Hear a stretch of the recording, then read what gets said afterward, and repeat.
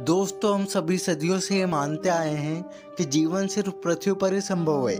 मगर पिछले कुछ सालों में साइंस इतनी डेवलप्ड हो गई है जिसने हमारे इस कॉन्सेप्ट को बदल कर रख दिया है। आज साइंटिस्ट मानते हैं कि अनंत फैले हुए इस यूनिवर्स में कई ऐसे प्लेनेट हो सकते हैं जहां हमारे पृथ्वी जैसे ही सूरज हो, चांद हो, जल हो, जानवर हो और इंसान मौजूद हो। आपको बिलीव नहीं होगा, मगर पैरेलल यूनिवर्स की थ्योरी यही है। आज हम इसी के बारे में डिस्कस करेंगे कि पैरेलल यूनिवर्स क्या है और उसकी घटनाओं के बारे में। पैरेलल यूनिवर्स का मतलब है एक ऐसा यूनिवर्स जिसमें हमारे जैसे ही लोग हों।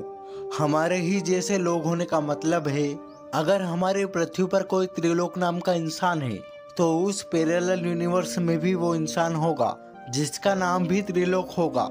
यानी कि वो सभी लोग वहाँ होंगे जो इस टाइम हमारे पृथ्वी पर है।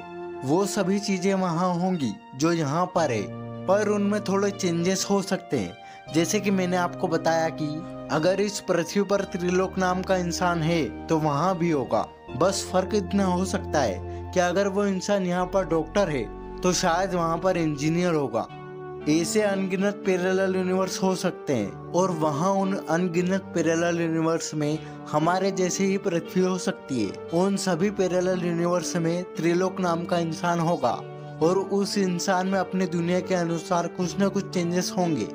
मेरे कहने का मतलब ये है कि जितने भी इंसान इस दुनिया में हम देख रहे हैं वही सेम लोग उस दुनिया पैरेलल यूनिवर्स में भी होंगे। इस चीज को आप अपने हिसाब से सोचकर देखिए। आपने 10th क्लास के बाद इस दुनिया में ये डिसीजन लिया था कि आप कॉमर्स लोगे, तब शायद इस दुनिया में सीए या कुछ और बन जाओ। पर इसका मतलब ये नहीं है कि आप पैरेलल यूनिवर्स वाले पृथ्वी में भी कॉमर्स ही लोगे। आप शायद वहाँ आर्ट्स लेने का डिसीजन लोगे तो उसी के अनुसार आपकी लाइफ भी चेंज होगी। ये सब आपको थोड़ा कंफ्यूजिंग और इंटरेस्टिंग दोनों ही लग रहा होगा। पैरेलल यूनिवर्स पर कई सारे थ्योरीज भरे पड़े हैं। ये सब थ्योरीज 1954 के बाद से ही पॉपुलर हुई जब ह्यूग एवरेट ने इस कॉन्सेप्ट के बारे में बताया। उनका कहना था कि बिल्कुल एक जैसे अनगिनत पृथ्वी अलग अलग यूनिवर्स में है और ये धरती जिसे हम अपनी पूरी दुनिया समझते हैं वो उन अरबों पृथ्वी में से एक है। तो चलिए अब उस घटना के बारे में जानते हैं जो इस बात को काफी हद तक साबित करती है।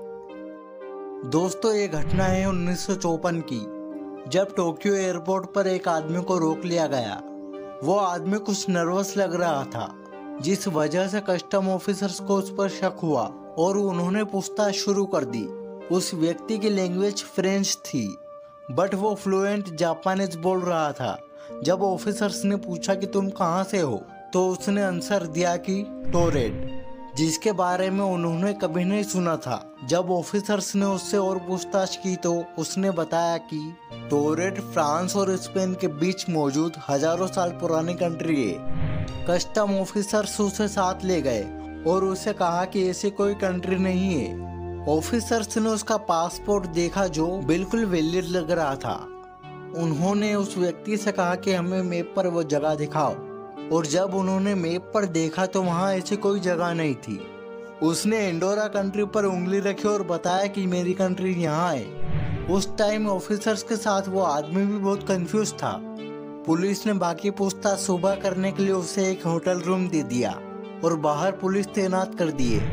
अगली सुबह जब रूम का गेट खुला तो वो आदमी गायब हो चुका था और वहाँ उसका कोई नामो निशान मौजूद नहीं था। वो एक ऊंची बिल्डिंग में था जहां से कूदकर भाग पाना भी इम्पॉसिबल था। सबसे अजीब बात ये थी कि उस आदमी की चेकबुक, ड्राइविंग लाइसेंस, पासपोर्ट भी एयरपोर्ट सिक्योरिटी लॉकर रूम से गायब हो चुके थे और उस दिन से आज तक उस व्यक्ति के बारे में कुछ पता नहीं लग सका। दोस्तों, बाद में एक्सपर्ट का ये मानना था कि हो सकता है वो दूसरे डायमेंशन से आया हो। अब सवाल ये आता है कि वो आदमी हमारे यूनिवर्स में आया कैसे और क्यों आया। तो इसका जवाब ये है कि यूनिवर्स में कुछ ग्लिच के चलते या कोई गलती के चलते वो हमारे यूनिवर्स में आ गया था। क्योंकि वो हमारे यूनिवर्स का हिस्सा नहीं था, इसलिए वो गायब हो गया और साथ ही उसका सामान भी गायब हो गया। दोस्तों, पैरेलल यूनिवर्स होता है या नहीं, इसका कोई पक्का सबूत नहीं है, बट साइंस को क्वांटम लेवल पर स्टडी की जाए तो पैरेलल यूनिवर्स की थ्योरी सामने आती है। आई होप आपको ये वीडियो पसंद आया होगा। ऐसे ही और इंटरेस्टिंग एंड मिस्टीरियस वीडियोस के लिए इंस्पायर पीपल को सब्सक्राइब करें। Thanks for watching.